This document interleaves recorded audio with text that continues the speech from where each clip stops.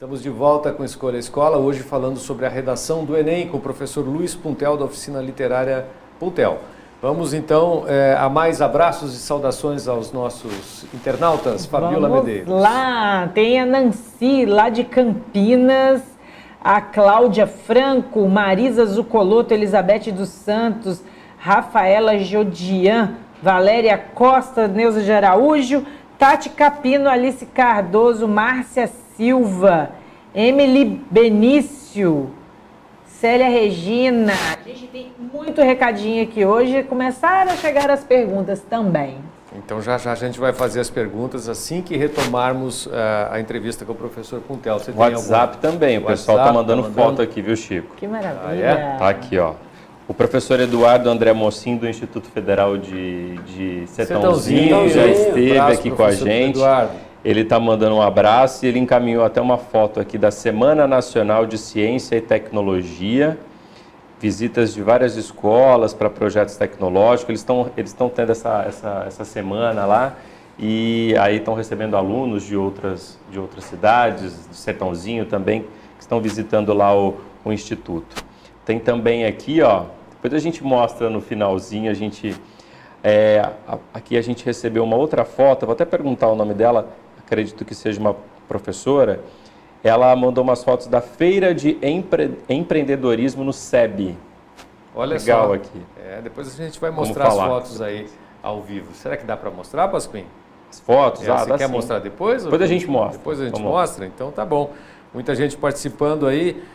O Eduardo Mocin, professor Eduardo, já mandou aqui a sua participação. A Lúcia Atanásio também, a Jaciara Tolentino de Almeida.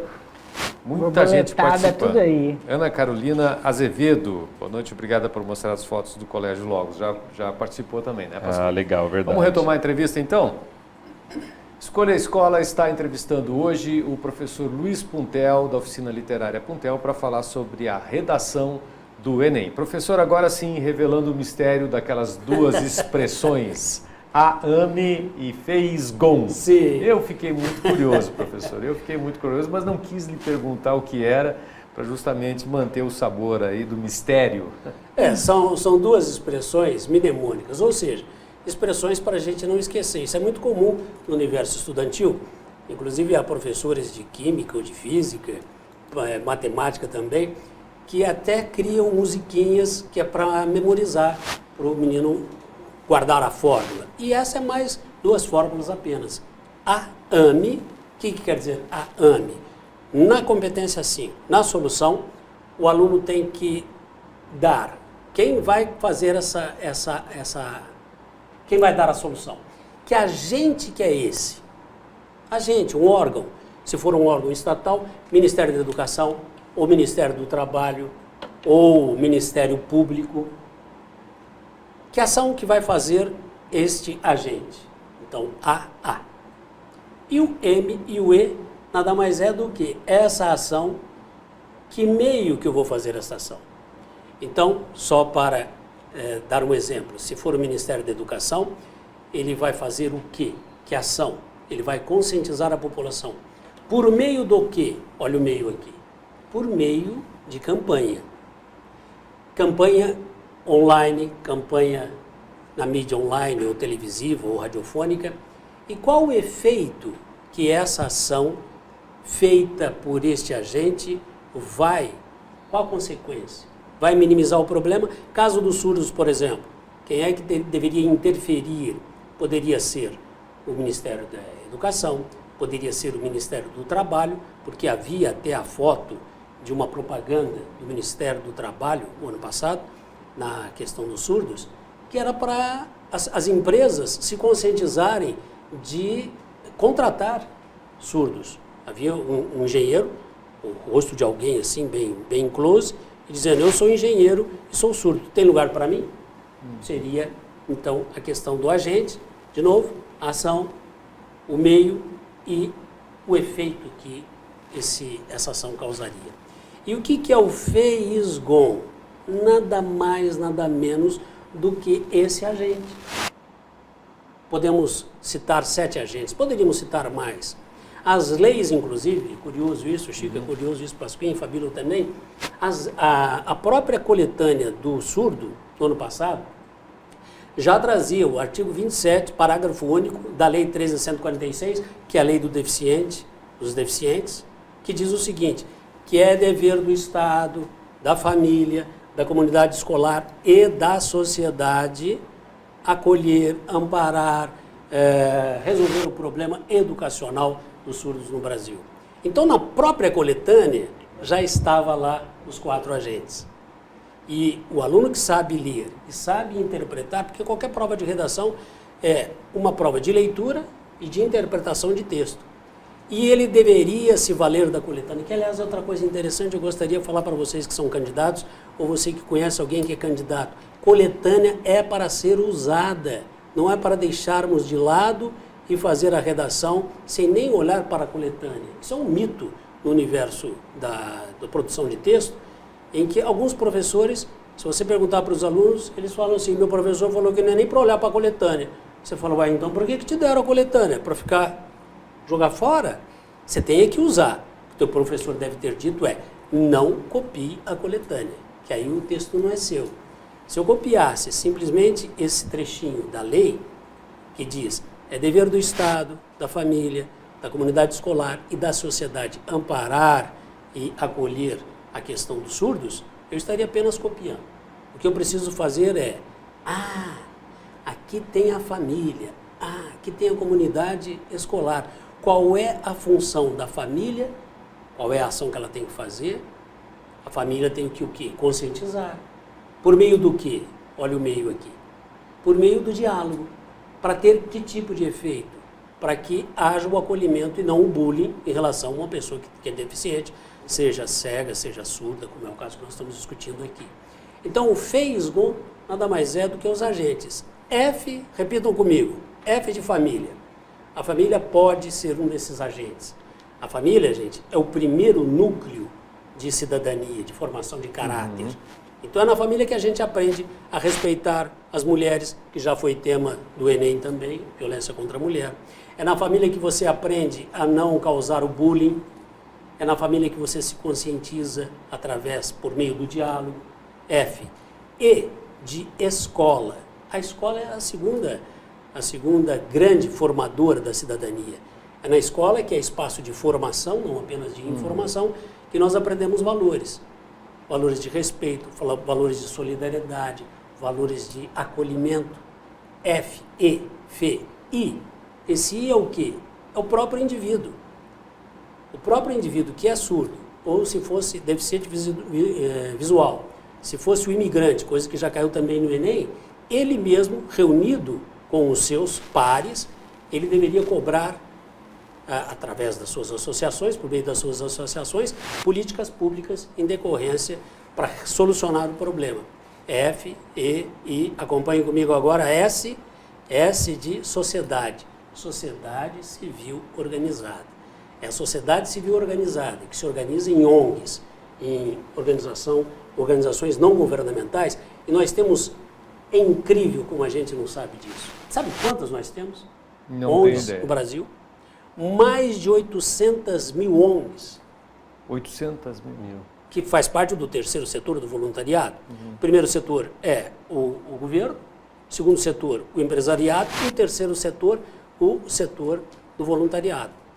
Das ONGs que, reunidos em associações, podem cobrar, sim, políticas públicas. Além do indivíduo e da sociedade, FEIS, temos mais o quê? G. G do quê? G de governo. Agora, não é simplesmente dizer, o governo precisa resolver o problema. Não. O Enem cobra o seguinte, detalhamento. Qual é o órgão do governo que vai fazer essa ação?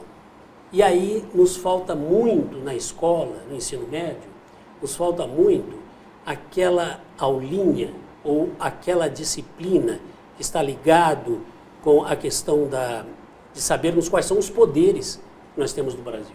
Você sabe que milhares de candidatos que voltaram e que vão voltar ainda agora, candidatos do Enem, que têm mais de 18 anos, 16 para cima que pode votar, não sabe qual a função do deputado estadual, do deputado federal, e nem do presidente da República. porque não conhece o quê? Os 3 poderes. Poder executivo, poder legislativo e o poder judiciário. Nas redações, às vezes, os professores que estão nos assistindo agora, eles vão concordar que muitos dos candidatos pedem que os ministérios façam uma lei mais firme, mais rígida para a questão, digamos, da violência contra a mulher. Gente, lei já tem demais. Nós temos a Lei Maria da Penha, nós temos a Lei do Feminicídio, não é que é demais, não. Leis, feminicídio, inclusive, é recente. E a Lei da Importunação Sexual, que faz apenas, então, somente 2 semanas. Foi aprovada. Foi aprovada agora, recentemente, né? Sancionada. E essas leis, o que nós precisamos fazer? Pedir a fiscalização da execução dessas leis. Porque elas não são executadas como devem. Você viu aí o caso do agressor ser preso, no dia seguinte está solto, aí vai lá e mata a mulher. Constantemente a gente vê isso nos noticiários. Você mesmo, Chico, já noticiou isso muitas vezes. Sim, muitas vezes. Nos programas jornalísticos. Então, e o Pasquim também, você como repórter também faz esse tipo de trabalho, vocês sabem melhor do que eu a respeito. Então, FEIS-G. Esse G é qual é o órgão governamental que vai agir. GIS-GOM, O, de organizações não governamentais, que acabamos já de comentar. E são muitas. A gente começa a lembrar a respeito dos problemas sociais, da questão dos surdos, das associações que envolvem os surdos, que envolvem os cegos, por exemplo. Estou lembrando da Devir, onde eu gravo audiolivro para os deficientes visuais. Você pode pensar no Cantinho do Céu, você pode pensar nos Amigos do Bem, você pode pensar em tantas organizações governamentais que assumem o voluntariado, são agentes que o candidato poderia, sem dúvida nenhuma, colocar na sua solução. G-O-M. M é a mídia. Mídia, seja a mídia online, seja a mídia televisiva, seja a mídia radiofônica, ela tem também, não diria obrigação, mas ela é meio. Quer dizer, o Ministério da Educação, por meio da mídia, pode promover campanhas para o acolhimento, a questão do surdo, como nós estamos falando, ou da intolerância religiosa, que já foi tema do Enem também, ou a questão do racismo, tema recente, do próprio Enem. Professora... Então, no Enem sempre cai um problema social para você resolver. Saiba disso.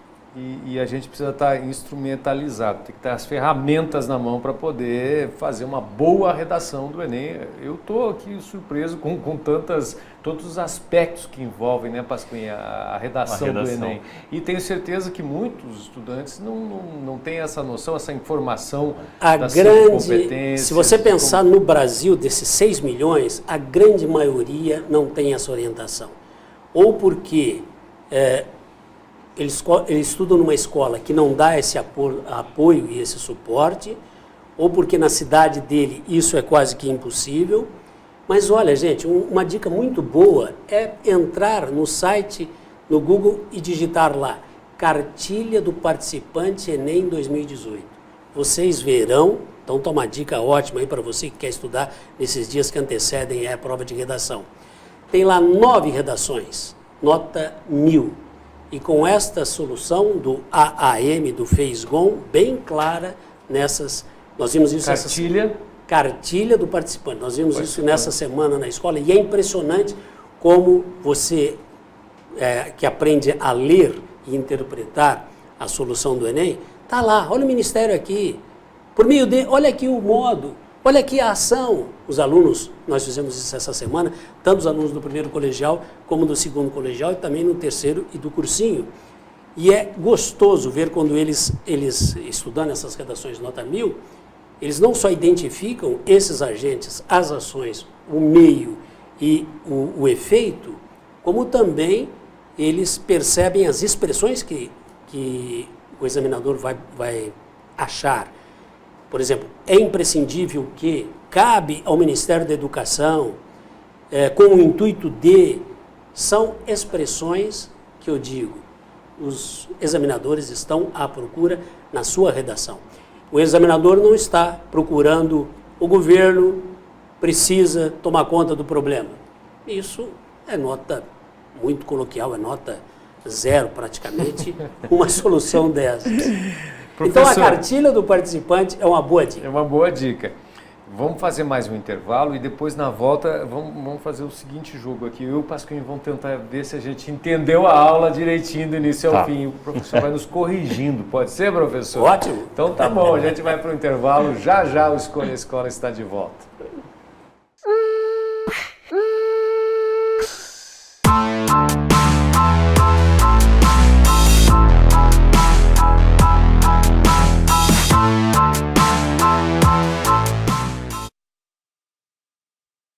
Para não perder nosso conteúdo e lives com os entrevistados, siga nossa página no Facebook e também no nosso canal no YouTube.